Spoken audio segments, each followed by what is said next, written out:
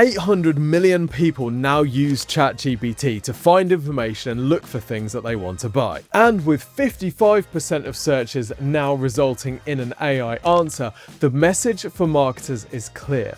If we want our brands and our businesses to be found by people who are looking for us, we need to make sure that we're being recommended by these AI tools. So why then is almost nobody working on this? Well, there are two reasons. Firstly, they just might not have thought about this yet. We do a lot of seminars, webinars, and events for people about this new area of generative AI optimization, or AI search optimization, or generative engine optimization, whatever you want to call it, getting these AI tools to recommend you. And we'll ask the audience who here is using ChatGPT, and everyone's hands go up. And then we'll ask, so who of you is working to get your brand recommended by these tools? And people are like, there's an idea. But there's a second reason why a lot of marketers aren't working on this stuff yet. And that is because there is a pervasive misconception which is driving me mad. Let me show you. I've hidden the names and identities to protect the guilty individuals. AI optimization is just SEO. GEO is just SEO.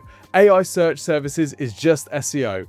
AIO is just SEO. GEO is just SEO. Nothing has changed. GEO is just SEO, and it's time business owners started treating it that way. What with confusion and skepticism. AIO is just SEO. It focuses on natural language processing, topic relevance, and user intent.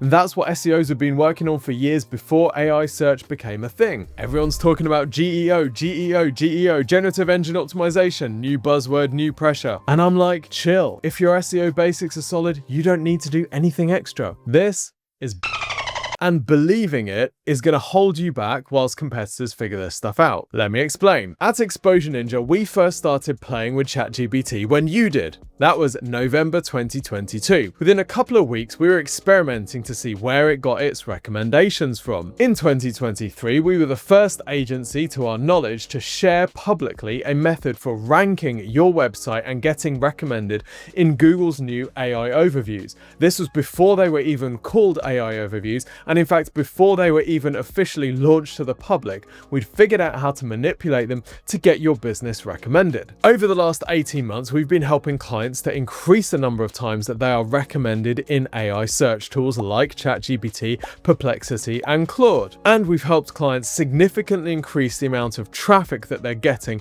from these tools. And through all of this, we've learned a bit about what it takes to do this. And I can tell you categorically that AI search optimization is not just SEO. And in fact, I've got 3 pieces of what I consider to be indisputable proof to show you. Piece of proof number 1, top ranking websites don't always get mentioned. Your Honor, Exhibit A. I've just done an informational search for Google market share.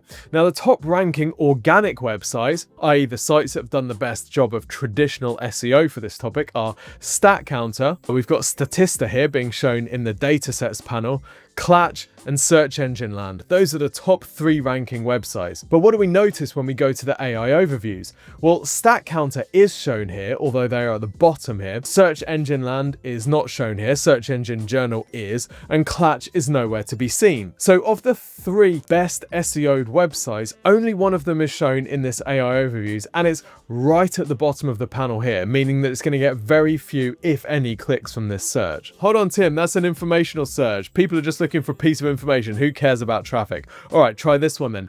Best USB-C audio interface for shotgun mics. That is a fairly commercial search from someone who's looking to buy something, trust me. So we've got the AI overview at the top here. The top ranking website is actually Reddit.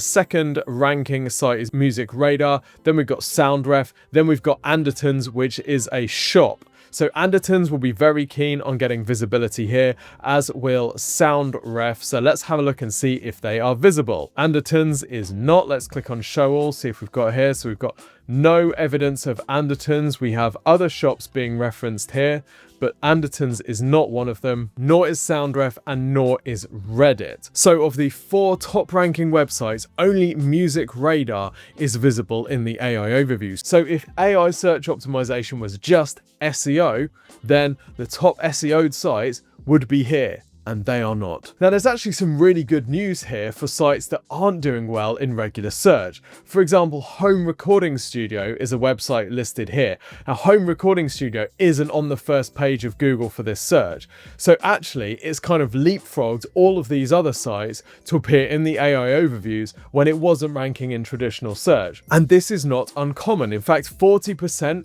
of sites shown in AI overviews are ranking on the second page of Google rather than the first. So I'm not saying that SEO isn't important. Absolutely it is, and you increase your chances of getting visibility in the AI overviews if you do rank well on Google. But what I am saying is that on its own, SEO is not enough. My second case to you why AI optimization is not the same as SEO. Some searches in AI tools don't even bring up a web search at all. Check out this one. I'm looking for some good sportswear brands, but I don't want to look like Barbecue Dad.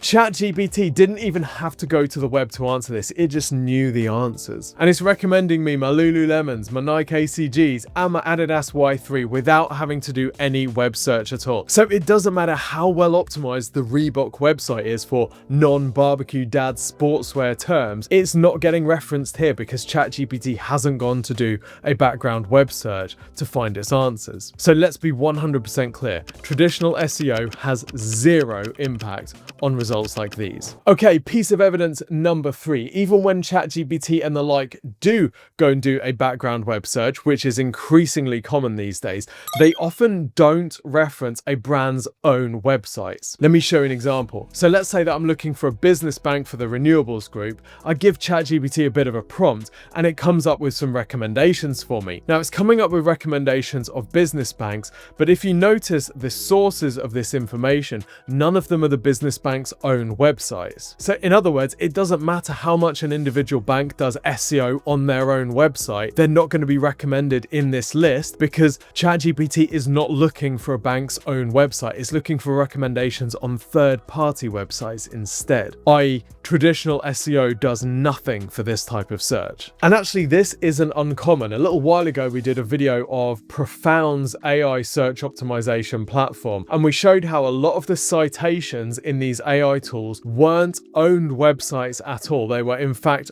third-party websites or earned websites. Sites like TripAdvisor, Travel and Leisure, Forbes, Beaches is an owned website, US News, Reddit, Family Vacationist, Expedia. You get the point, right? These websites are either third-party aggregators or they're content sites. Here we're doing a bit of an analysis on the Hyatt Hotels group to see how often it's referenced in answers from all of these different AI tools. And what you notice if you go down to the citations is that the domains these AI answers are pulling from are not owned websites, i.e. they're not the hotel brands themselves. They are third-party sites, the likes of TripAdvisor or Travel and Leisure, or authority publications like Forbes, or user-generated content sites like Reddit, or aggregators like Expedia. And each of these AI platforms has their own preferences. For example, you might notice that ChatGPT is less likely to pull from a brand's own website and more likely to go for authority publications, whereas Perplexity might be more inclined to use user-generated content sites like